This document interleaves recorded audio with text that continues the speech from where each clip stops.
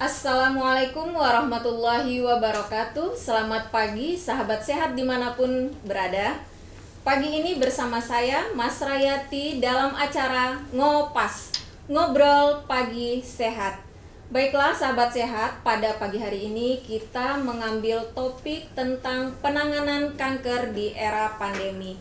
Telah hadir bersama kita semua di sini, yaitu dokter onkologi di Rumah Sakit RSBP Batam, yaitu dokter yang cool tetapi tetap care pada pasiennya. Telah hadir bersama kita Dokter Joshua Partogi, sains spesialis bedah onkologi. Ya. Selamat pagi dokter. Selamat pagi. Apa kabar dok? Baik, sehat selalu. Alhamdulillah. Dok, sekarang kita berbicara tentang pasien kanker dok di era pandemi ya dok ya? Ya. Nah, kita masuk dulu dok. Sebenarnya apa sih dok kanker itu dok?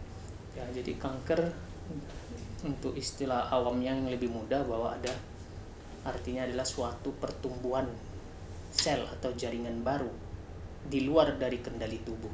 Itulah artinya cancer. Artinya pertumbuhan ini tidak diatur oleh tubuh. Jadi dia akan berkembang sesuai dengan perintahnya sendiri, sehingga cancer itu mampu untuk berkembang biak, bahkan akan berjauh. Itu arti dari cancer. Jadi tubuh kita tidak bisa lagi menghentikannya, karena sebenarnya secara normal sel-sel itu ada waktunya untuk berganti. Istilahnya ada program sel death. Hanya saja pada cancer itu tidak terjadi, sehingga akan terjadi pertumbuhan yang terus dan semakin berkembang. Kira-kira begitu penjelasan. Iya dok. Nah, ini sejauh mana sih dok ruang lingkup spesialis bedah konsulen onkologi ini terhadap penanganan penyakit kanker ini dok? Ya, jadi sebenarnya onkologi itu adalah ilmu yang mempelajari tentang neoplasma atau pertumbuhan jaringan-jaringan baru. Perlu saya tekankan bahwa suatu neoplasma itu sebenarnya ada dua, atau istilah orang awam sering menyatakan tumor. Kalau dibilang tumor sebenarnya artinya benjolan ya. Cuman tumor itu sebenarnya ada dua, tumor jinak atau ganas. Nah, jadi kalau dibilang tumor belum tentu harus ganas. Masih ada kedua kemungkinan, jinak atau ganas. Nah, kalau cancer itu identik dengan tumor ganas, itu masalah istilah. Jadi kalau bedah onkologi memang suatu cabang peminatan dari ilmu bedah, ya, bedah umum. Dan ruang lingkupnya adalah satu yang paling banyak memang mengenai payudara.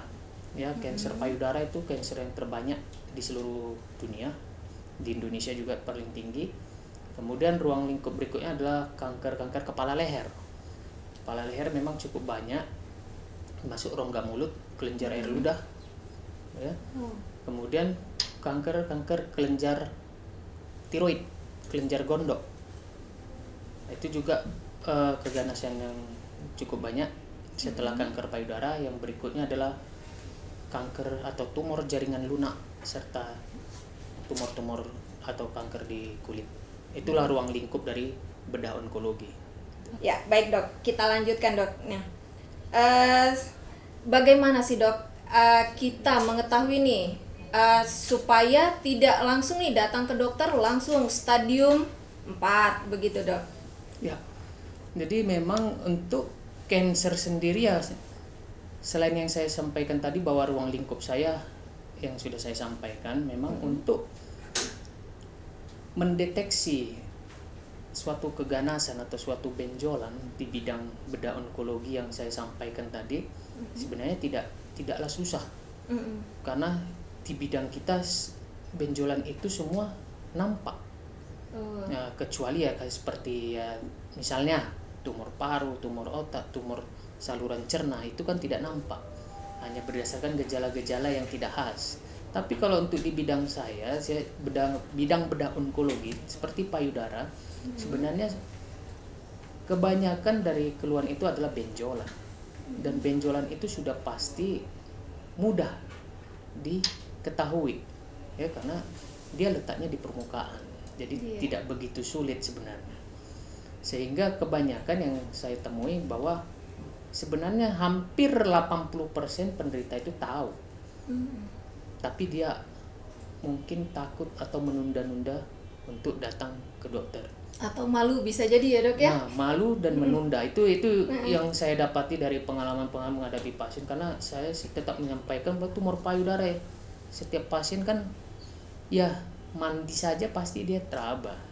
Cuman ya memang banyak masyarakat yang masih ya mungkin ketakutan atau bagaimana gitu, apalagi di era pandemi ketakutan itu semakin menjadi. Nah itu memang yang harus digarisbawahi di era pandemi ini juga. Kemudian dok, pelayanan seperti apa dok? Ataukah ada perbedaan ini khusus polionkologi ya dok ya? Pelayanan yang diberikan RSBP Batam sebelum dan setelah atau sekarang ini dok? Ya, jadi kalau untuk di bedah onkologi memang di era pandemi ini khususnya sudah banyak literatur menyatakan ya harus mengurangi kunjungan yang tidak perlu, karena di era pandemi ini sedikit banyaknya mempengaruhi memang jumlah kunjungan pasien ke rumah sakit, hampir rumah sakit. Beberapa bulan yang lalu memang ini drastis, kunjungan itu berkurang. Tapi memang dengan berjalannya waktu dan tidak jelasnya kapan pandemi ini akan berakhir, tentu kita tidak bisa juga mengabaikan pengobatan. Ya. Karena pengobatan kanker itu kan pengobatan yang berkelanjutan dan jangka panjang. Kalau kita tidak mengabaikannya juga cukup berbahaya bagi pasiennya. Sebenarnya hal itu harusnya sudah bisa kita siasati. Siasatinya bagaimana ya? Tetap mengikuti program yang dilakukan oleh pemerintah. Memakai masker, jaga jarak. Selama koridor-koridor itu dipenuhi, ya mudah-mudahan untuk ketakutan akan pandemi COVID ya bisa kita hindari. Karena apapun cerita ya namanya pengobatan kanker ya tetap harus kita lanjutkan ya untuk penyakit apapun sebenarnya. Karena untuk kesembuhan dari si pasien itu. Jangan jadi terbengkalai, jadi jangka panjang ya, itu yang memang jadi pengobatannya pun jadi ya bermasalah gitu. Hanya gara-gara nggak usah ke rumah sakit. Ya, memang kok disarankan kalau tidak perlu ya tak usah ke rumah sakit. Tetapi kalau dalam hal pengontrolan misalnya dia harus kemoterapi, nah itu memang di literatur juga banyak hati-hati dengan daya tahan tubuh. Tapi ya lagi-lagi kita nggak tahu sampai kapan ini COVID. Tetap kita ikuti arahan-arahan yang sudah mulai dibakukan ya untuk new normal ya, hindari kegiatan yang tak perlu, cukup di rumah. Tetapi kalau untuk berobat, setelah habis berobat ya istirahat di rumah, seperti itu ya harus kita jaga memang. Ya. Kemudian dokter, untuk menghindari atau supaya kita tips paling nggak dok untuk mencegah terjadinya kanker, ada nggak dok? Ya, jadi pertanyaan ini memang banyak ditanyakan oleh penderita dan masyarakat. Adakah tips untuk mencegah kanker? Tipsnya selalu ada. Ya, jadi kanker itu termasuk suatu penyakit. Ya, tapi kalau kita melihat globalnya, penyakit itu tidak bisa dipilih-pilih. Ya. Jadi artinya mau sakit apapun, tetap pencegahannya apa? Kuncinya adalah pola hidup sehat.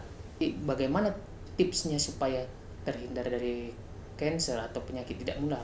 Kalau kita bisa menjaga diet yang seimbang. Diet yang seimbang ini hanya mudah diucapkan, tapi dilakukan memang susah. Bahkan dia dibuat di Kemenkes bahwa porsi sayur buah lebih banyak dari porsi nasinya. 2/3 adalah sayur buah. Seperti itu garis besarnya. Tapi kalau untuk komposisi makanannya ya memang tidak ada yang spesifik. Tetap ya hindari makanan yang tinggi lemak seperti itu. Hanya sebatas itu. Kalau mau strict dia ya itu mungkin kita lebih baik bertanya kepada seorang ahli gizi ya. Dia akan bisa mengatur berapa kalori yang dibutuhkan seseorang idealnya. Masalahnya memang mencapai suatu yang ideal itu yang tidak gampang ya. Kebanyakan kita memang makan itu sesuai porsi kebutuhan, tapi ya kita mungkin berlebihan memakan. Nah, seperti itu. Tapi kalau untuk komponen tidak boleh makan daging ayam, tidak boleh makan ini misalnya, tidak ada yang seperti itu sebenarnya. Itu juga tidak betul gitu ya. Karena suatu kanker tidak tahu penyebab pastinya. Oh gitu. Bukan karena makanan. Nah, gitu. Jadi kalau karena makanan ya saya rasa semua orang sudah terhindar dari cancer. Jadi tidak ada penyebab tunggal suatu cancer, itu yang harus saya tekankan. Misalnya sangat banyak multifaktor. Belum lagi kita nanti berbicara genetik. Walaupun persentasenya tidak banyak. Ya, kira-kira begitu. Oke, baiklah dokter, terima kasih banyak nih dok telah menyita waktunya ya dok ya di sela-sela kesibukan dokter yang ya super padat ini sekarang sudah ditunggu-tunggu dengan pasiennya ya dok ya. Karena kita sudah mendapatkan ilmu untuk kita semua sahabat sehat, terima kasih sekali lagi dokter Joshua. Ya, terima kasih. Ya. Baik sahabat sehat dimanapun berada, sekian acara kita ngopas pada pagi hari ini. Semoga bermanfaat bagi kita semua. Dan jangan lupa tetap hidup sehat dan ikuti protokol kesehatan pemerintah. Jangan lupa RSBP Batam merupakan sahabat Anda dan kesehatan Anda adalah prioritas kami. Assalamualaikum warahmatullahi wabarakatuh. Selamat pagi.